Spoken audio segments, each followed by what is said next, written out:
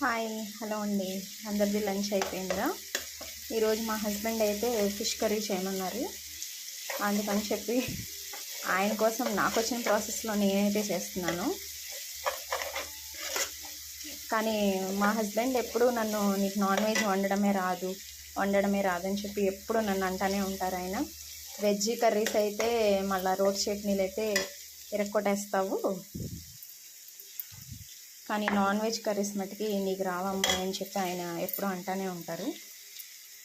మా వారైతే బాగా హెవీ స్పైసీ ఎక్కువ తింటారండి. ఇంత కొంచెం కర్రీకి అంత పెద్ద గిన్నె పెట్టేనేంటి అని చెప్పి అనుకోవద్దు. ఇది మామూలుగా ఫిష్ కర్రీ ఉండే గిన్నె కదా, దీంట్లో అయితే కొంచెం బాగా కుక్ అవుతుంది అని చెప్పి ఇందులో పెట్టాను. ఫస్ట్ టైం అండి నేను ఇట్లాగా వండేటప్పుడు కర్రీ వీడియో తీయడం.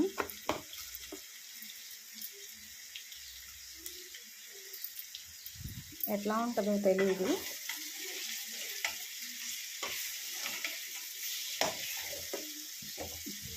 నిజంగా నాకు వండే నాన్ వెజ్ కర్రీస్ నాకైతే నచ్చుతాయి.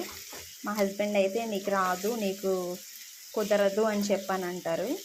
అదే సాంబారు, రోడ్ చట్నీలు, వెజ్ కర్రీస్ అయితే వంకేం రాదండి. ఇంకా శుభ్రంగా కుమ్మేస్తారు. నేను వండే నాన్ వెజ్ కర్రీస్ అయితే నాకు మా బాబుకి నచ్చుతాయి. ఎందుకంటే పిల్లలు తినే విధంగా నేను చేస్తాను. హెవీ స్పైసీ అయితే వేయను. మా అబ్బాయి తినాలి కదా. నేను చేసిన పిల్లల కోసమే కదండి మనం చేసేది. సరే, వీటిని అయితే కాసేపు ఇట్లా మగ్గనిద్దాము, మూత పెట్టేసి మళ్ళీ తర్వాత వచ్చిన తర్వాత మిగిలిన వీడియో స్టార్ట్ చేద్దాం. హాయ్ హలో అండి. ఇందాక ఫిష్ కర్రీ ముక్కల వరకు వేసాను కదా, ఇప్పుడేమో చింతపండు రసం పోద్దాం. ఇంత కొంచెం ముక్కలకి ఎంత పులుసు పోసారు ఏంటి అని అనుకోవద్దు. మా వారికి కొంచెం పులుసులు ఎక్కువ ఇష్టం.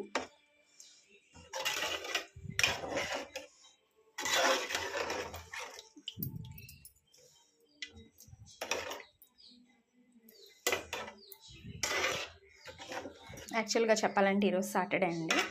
చాలామంది, నాకు తెలిసి 99% ఈరోజు చాలామంది తినరు.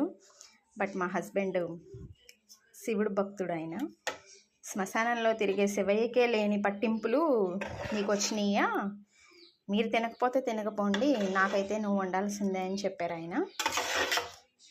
అందుకే ఏం చేస్తామండి, పతియే ప్రత్యక్ష దైవం కదా.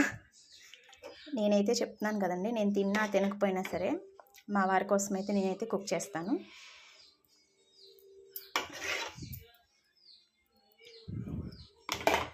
ఫైనల్గా ఫిష్ కర్రీ అయితే నేను పులుసు అయితే పోసానండి. ఇక అది ఉడికిన తర్వాత ఫైనల్గా దించేయడమే.